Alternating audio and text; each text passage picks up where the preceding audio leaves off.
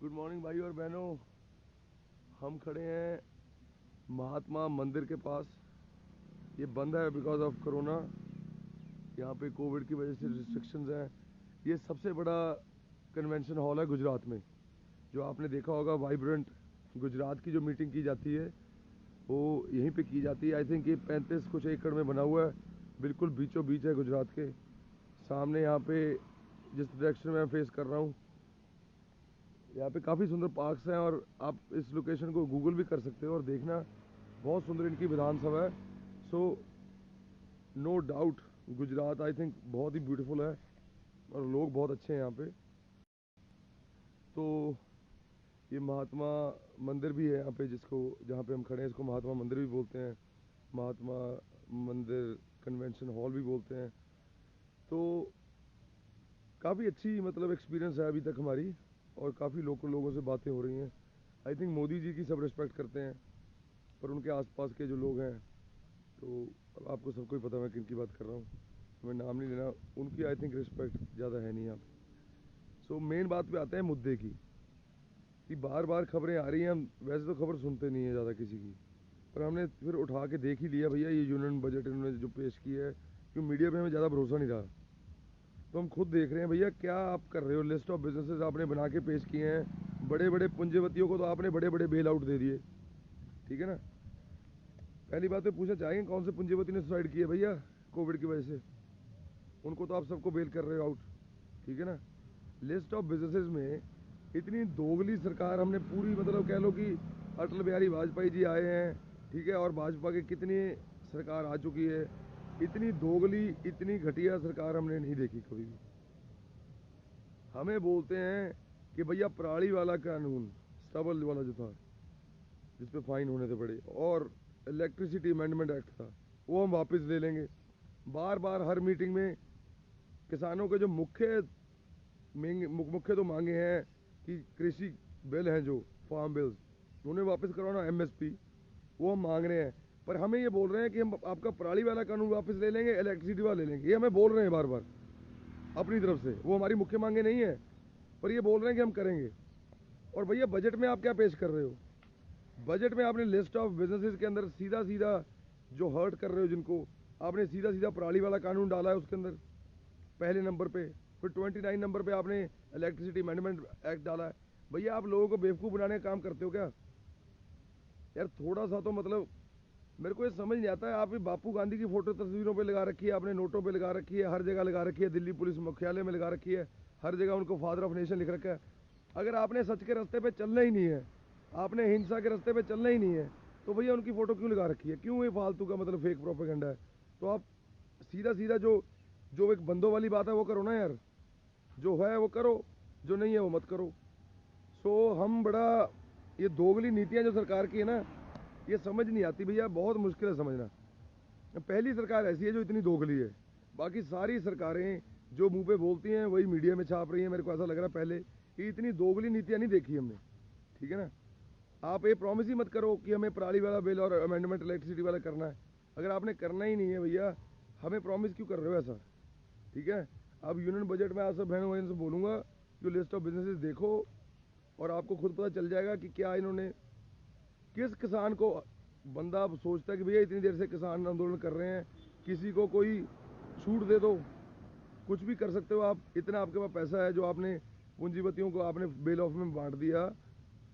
तो किसानों का मतलब किसान आपको दिखते ही नहीं है बिल्कुल ही, मतलब आपका ब्लाइंड है क्या। इतने गूंगी बहरी सरकार है, बिल्कुल कोई मतलब हिसाब ही नहीं बनता। सो दोस्तों आपको फिर बता दें, आई डाउट कि गुजरात के लोगों के वैल्यूज़ और गुजरात के लोगों के आदर्श को रिप्रेजेंट करती है सरकार। क्योंकि जो ग्राउंड रियलिटी है गुजरात की, भाईचारा, सत्य, प्रेम, निम्रता, उससे बना हुआ है गुजरात, ठीक है ना। ये सरकार रिप्रेजेंटेटिव नहीं है गुजरात की। सो हमें ये बात अपने मन में सोच के डालनी है कि सरकार का कोई भी बंदा गुजरात को, वैल्यूज़ को और गुजरात को रिप्रेजेंट नहीं करता। ये बात तो हमने एक दिन में सीख ली है, अभी 2 दिन और रहेंगे, बहुत कुछ सीखेंगे गुजरात के बारे में। सो ये डेफिनेट है कि ये सरकार गुजरात की, महात्मा गांधी की, सरदार पटेल की और भी जितने गुजराती लोग हैं उनकी वैल्यूज़ को रिप्रेजेंट नहीं करती। इन्हें फ्रेटर्निटी का मतलब, इन्हें इक्वालिटी का मतलब, इन्हें सोशल जस्टिस का मतलब, इन्हें ट्रुथ का मतलब इन्हें पता ही नहीं है भैया।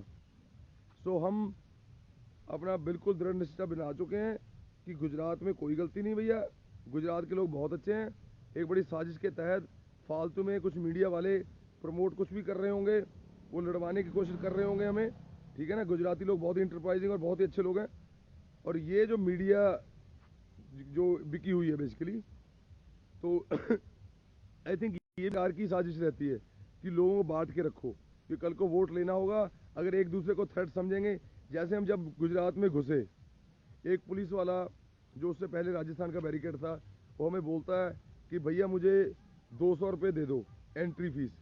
मैंने बोला एंट्री फीस किस बात की भैया, आप तो राजस्थान पुलिस हो, और आपके बैरिकेड पे तो राजस्थान पुलिस लिखा है, आपकी वर्दी पे राजस्थान पुलिस लिखा है, तो राजस्थान से तो हम निकल रहे हैं, तो एंट्री फीस तो उसको देंगे ना जो है।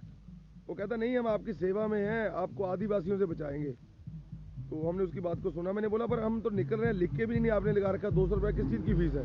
वो बोला कि भैया हम सारी रात यहाँ बैठते हैं, हमारे आपके लिए आपकी सेवा में जो भी हमने टीम बना रखी है, सो आपको आदिवासी। और मैंने उसको बोला, मैं कहा मेरी बात सुन भाई, आदिवासी जो पूरी दुनिया का इतिहास है, अमेरिका कनाडा हर जगह आप उठा लो, आदिवासियों के साथ जितना धक्का हुआ है उतना धक्का तो हुआ ही नहीं है किसी के साथ। उनका तो कल्चर आपने ले लिया, उनकी संस्कृति आपने ले ली, उनके आपने ज़मीनें छीन ली, उनके ज़मीनें छीन के उसके ऊपर बड़े बड़े मकान आपने बना दिए।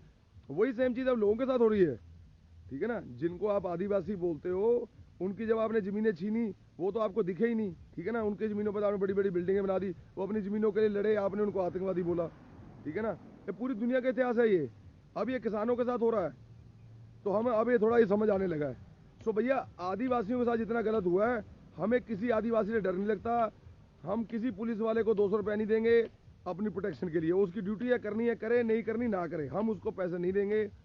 हमने उसको फिर भी एक ऑफर दिया था कि भैया 200 रुपये तो हम नहीं देंगे, पर हमारे पास कुछ छिल्लड़ पड़ा है 50 रुपये, वो लेने ले लो अपना चाय पानी, ठीक है ना। पर हमें आपकी सेवा नहीं चाहिए, ऐसी सेवा नहीं चाहिए जो आप पैसे लेके करो लोगों की।